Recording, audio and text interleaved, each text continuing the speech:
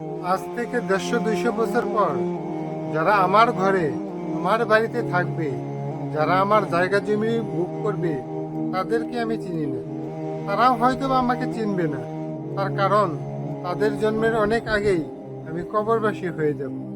ততদিনে আমার নাম ও নিশানা মুছে যাবে। হয়তো বা আমার কবরটাও নিশ্চিহ্ন হয়ে যাবে।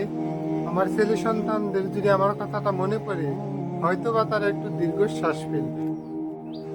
প্রায় 200 বছর আগে মারা গেছে আমার দাদার দাদা। তিনি তার পূর্বপুরুষদের জন্য অনেক ধন সম্পদ রেখে গেছেন। সেগুলোই এখন আমরা উপভোগ করছি। একই জায়গা, একই বাড়ি, একই ঘর, যেগুলো আমরা এখন উপভোগ করতেছি অন্য মানুষরা।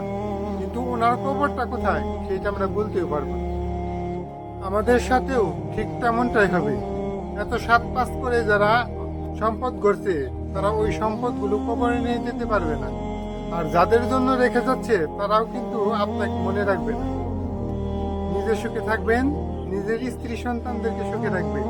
এই কারণে আপনি হালাল হারাম না ভেবে সম্পদ অর্জন করতেছেন।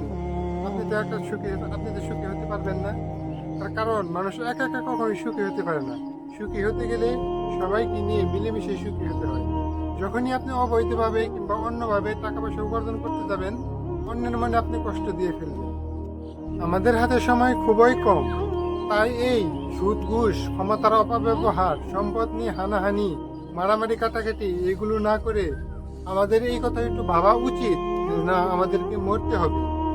আমাদেরকে আল্লাহ তাআলার কাছে জবাবদিহিতা করতে হবে। নিজে শুধু একা একা সুখী হতে চান না, অন্যকে দুঃখে রাখতে চান না।